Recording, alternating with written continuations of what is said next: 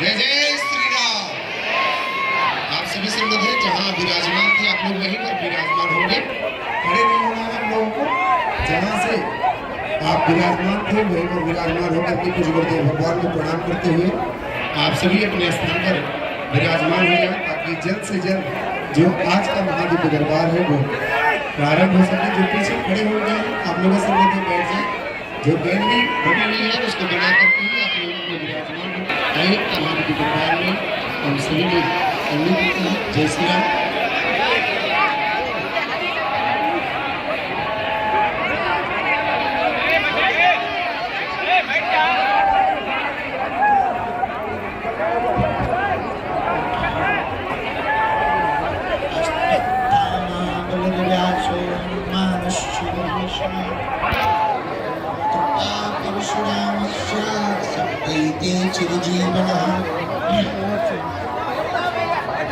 राम राम सब कोई कहे और दशरथ कहे न कोई, दशरथ कहे वो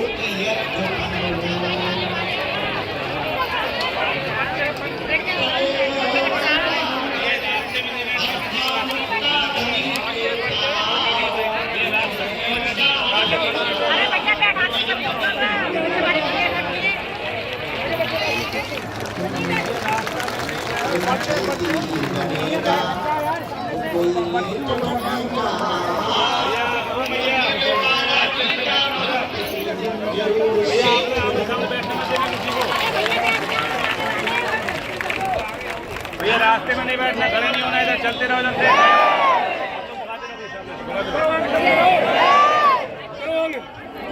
चलते रास्ते में आगे चलते रहो।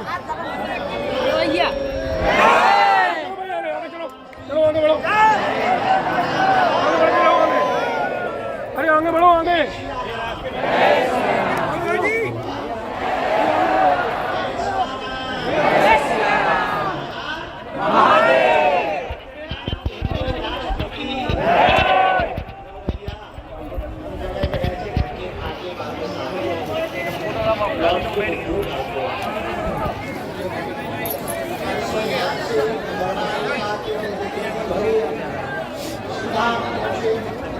सोलापुर महाराष्ट्र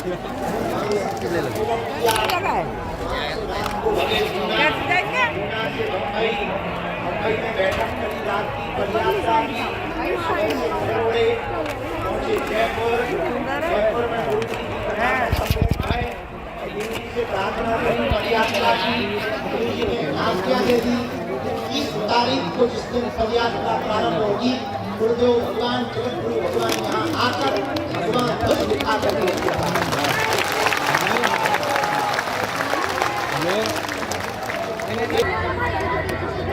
श्री सीताराम हनुमान की,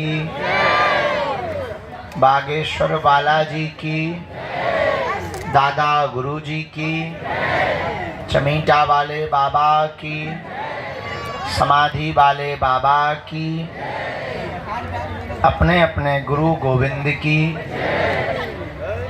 भगवान श्री बालाजी महाराज के इस पावन प्रांगण में सन्यासी बाबा की सन्निधि को अनुभव करते हुए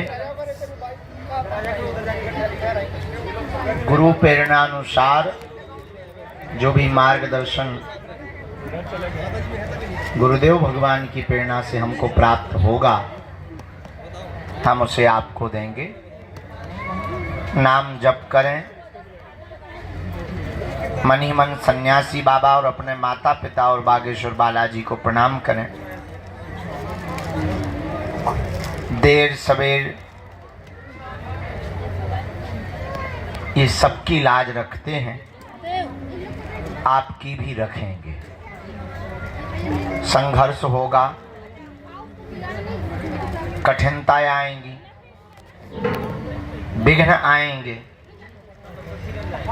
अवरोध आएंगे, मन भी उच्चाटित होगा, ऊपर से ले लगे। धक्के मिलेंगे, धूला मिलेगी, लेकिन अंत तो गत्वा विजय होगी। महाभारत में पांडवों को 12 वर्ष का अज्ञातवास मिला। लाक्षागृह में जलाने के बड़े बड़े षड्यंत्र मिले। महाभारत जैसे महायुद्ध में बड़े बड़े विशाल काय शरीर और बलवान लोगों से लड़ने का समय मिला, लेकिन अंत तो गत्वा पांडवों ने परमात्मा के चरण को नहीं छोड़ा। तो करोड़ों लाखों में होने वाली कौरवों की सेना में एक भी जिंदा नहीं बचा। 100 के 100 भाई मारे गए और पांडवों का एक भी भाई नहीं मरा। बस पूरी दुनिया में यही सत्य और असत्य को देखने का एक ध्येय हो सकता है कि सत्य देरी से विजय पाता है, असत्य शोर बहुत मचाता है, पर विजय हमेशा सत्य की होती है। लेकिन सत्य के राह पर चलने वाले आदमी को एक दिक्कत होती है, वो होती है धैर्य टूटने की, जो प्रायः बहुत लोगों का जल्दी टूट जाता है। और जिसका धैर्य टूटा तो आदमी गया काम से। ना राम मिलते हैं, ना राम के दास मिलते हैं, ना हनुमान जी मिलते हैं, ना हनुमान जी का चेला मिलता है। सबरी ने अपने जीवन काल में 10,000 वर्षों तक भगवान का इंतजार किया और रोज झाड़ू लगाती थी कि आ जाएंगे। शाम हो जाती थी तो वो ये नहीं कहती थी कि नहीं आए तो भाड़ में गए। हाँ, बल्कि हम तुम्हें जानते हैं बहुत अच्छे से कि अगर हम तुम्हें नहीं मिलेंगे तो तुम गाली ही बक कर जाओगे। यहां नहीं बकोगे तो टैक्सी में तो बकोगे, ट्रेन पे बकोगे। हम तुम्हें बहुत भली पूर्वक जानते हैं, लेकिन सबरी के चरित्र, हाँ वो बात अलग है कि हम भी राम नहीं हैं, लेकिन हम राम नहीं हैं तो क्या हुआ, हमारे हनुमान जी तो हैं। एक बात और नोट करो आज के सूत्र के रूप में, गरीब घर में पैदा होना तुम्हारी गलती नहीं है, पर गरीब मर जाना तुम्हारी बहुत बड़ी गलती होगी। गरीब घर में पैदा हुए ये समय का चक्र है, पर अगर तुम गरीब मर गए तो ये तुम्हारा दुर्भाग्य है। अब प्रश्न उठता है कि करें क्या। दुनिया में असफलता सबको मिलती है, सफलता हमेशा कोशिश करने वालों को मिलती है। हमारा निजी अनुभव है, पुरुषार्थ इतना करो कि कामयाबी शोर मचाने लगे। बहुत बार मंजिल मिलने के बाद आदमी बहुत कम पुरुषार्थ करता है। हमें लगता है मंजिल मिलने के बाद ज्यादा पुरुषार्थ करना चाहिए। तो बागेश्वर धाम आने के पहले बहुत से लोगों का ज्यादा भजन होता, धाम आने के बाद भजन कम हो जाता, अब तो आ ही गए। हमें लगता है यहाँ और ज्यादा भजन कर लेना चाहिए। घर पर किया हुआ पाप तो यहाँ कट जाएगा, पर यहाँ किया हुआ पाप कहाँ कटेगा। यही उपाय है। हनुमान जी को पाने के लिए, उनकी कृपा पाने के लिए आप बैठे हैं। हम आपकी भी भावनाएं समझते हैं। दूर से आए, काम छोड़ के आए, परिवार छोड़ के आए, 2-4 बार आ गए, किराया बहुत लगता है, गाड़ियों में धक्के बहुत लगते, यहाँ भी बहुत धक्के लगते।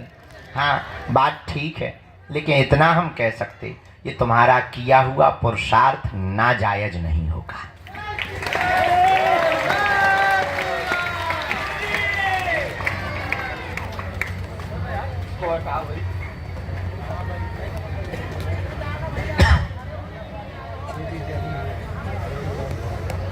खेत में पड़ा हुआ बीज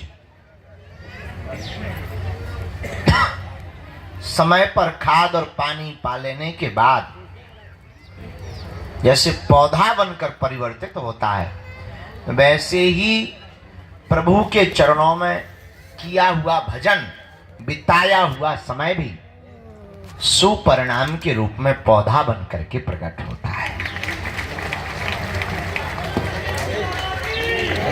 और यहां तो हमारी महिमा है ही नहीं, जो तुम बीच बीच में खड़े हो गए, गुरु जी हमारी सुनो, हम इतनी बार से आए, क्या हमने बुलाओ तुम?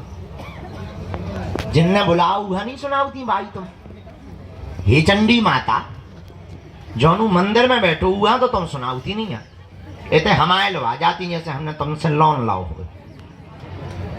ठीक है, बढ़िया। अरे आप कहती अभी माता जी खड़ी हो गई थी बीच में, हम चाय पी लेते, हम कुछ विचार में हते, हम ध्यान भी ना, तो हमारे बाद में ध्यान में महाराज हम बीच बार आ गए। तुम आई हो के बुलावा है माता है? पहले ये निर्णय तो करो, तुम आई हो कि तुम्हें बुलाया गया है। अगर बुलाया गया है तो जिसने बुलाया उस पे आरोप लगा। वो मंदिर में बैठो है, हम तो कहते चौकी बगल में FIR कर दो, झंझट खत्म है। कुछ पाने के लिए कुछ खोना पड़ता है। तुम्हारी एक ही गलती है माता, तुमने 20 बार की गिनती की है, इसीलिए पर्चा नहीं बना। अब तू विनती करती तो एक बार में ही पर्चा बन जाता। भगवान गिनती से नहीं मिलते, हम तो मिलवे ही बैठे। अच्छा हमें काम ही क्या, सुबह से रोज उठते हैं यही करते कि नहीं करते? और कुछ तो कर देंगे, हम मारा मल्ल करत हो या डांस करत हो, लुंगी डांस। अरे हमें कोई काम ही नहीं, हम एक ही काम करते। सुबह से उठे, प्रणाम किया, जो भी सेवा पूजा है टूटी फटी वो की, सीधा सा दरबार प्रारंभ। जो चूरन चटनी मिली है, कृपा मिली है, जो साधना सिद्धि मिली है, उससे हम एक ही प्रार्थना करते, भाई किसी का पर्चा बने, बाप का नाम बता पाए या ना बता पाए, पर जो दरबार में आवे उसकी समस्या का समाधान हो जाए। हम कर तो एक ही काम रहे, दिन ना रात के 2 बजे तक 3 बजे तक एक ही काम, दूसरों का भला हो जाए, इनका भी भला हो जाए, इनका भी। अब तुम्हारा नहीं हो रहा भाई, पानी की बारिश बादल बरसा रहे, अब तुम्हारी बाल्टी में पानी नहीं भर रहा, इसका मतलब बादलों की गलती थोड़ी है, तुम्हारी बाल्टी उल्टी है गढ़वाल। बारिश तो हो ही रही है, बारिश को क्या लेना देना, बारिश तो बरस रही है। जो सीधा पात्र करके रखेगा उसी के बर्तन में पानी भर जाएगा। वैसे ही हनुमान जी की कृपा बरस रही है, तुमसे विद्रोह नहीं है हनुमान जी का, पर तुम पे क्यों नहीं हो रही? कुछ ना कुछ तो फ्यूज गड़बड़ है, उस फ्यूज को सुधारना है, समझना है। वो सुधारा कैसे जा सकता? हनुमान जी के भजन से। अब जी काली माता खड़ी है, हनुमान जी के भजन से। थोड़ी देर चुप रहना, आप जी बोलेंगी थोड़ी देर में। हाँ, क्या होगा माता? भगवान का भजन करना। देख लो, हमने कहा अभी प्रवचन सुनाया, अभी हो गए सुना। भैया पेन लिया, एक ये मुकदल लिया, पिटना है हमें तो। भैया यार जो कांच ना मार मुंह पे, आंखें फूट गए बेटा, अब हमें पर आए घरे भी जाना है। तो अब अंत तो गत्वा प्रवचन आज ज्यादा नहीं। भैया जमाला ले लियो बिटिया, बहुत देर से खड़ी तना तुम जो करत रहा बेटा, हमें तो कर रहे तुमने तो। अरे बेटा इन्हें दे दो, हम पहन ले भी अपने हाथ से, तुम टेंशन ना लो बेटा। हाँ साधु जी, अब अंत तो गत्वा बात बहुत पते की बोल दें। क्या तुम हनुमान जी की कृपा पाना चाहते हो? क्या तुम चाहते हो कि तुम्हें भटकना ना पड़े? क्या तुम चाहते हो कि तुम्हारी कोई मजाक ना बनाए? क्या तुम चाहते हो कि तुम्हें भी हनुमान जी की शक्तियों का अनुभव हो? क्या तुम चाहते हो कि तुम पर भी बालाजी की कृपा हो जैसी हम पर है? क्या तुम भी अपने पर ऐसी चाहते? हाँ या ना? जोर से बोलो, और जोर से बोलो। उठो, खड़े हो, चढ़ जाओ मंदिर।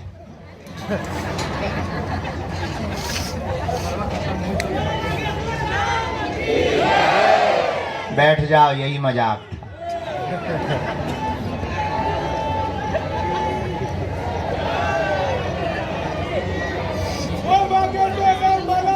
एक जगह हमने कथा में कहा कि स्वर्ग किन किन को जाना है, तुम्हारे जैसे सब खड़े हो गए, एक आदमी खड़ा नहीं हुआ।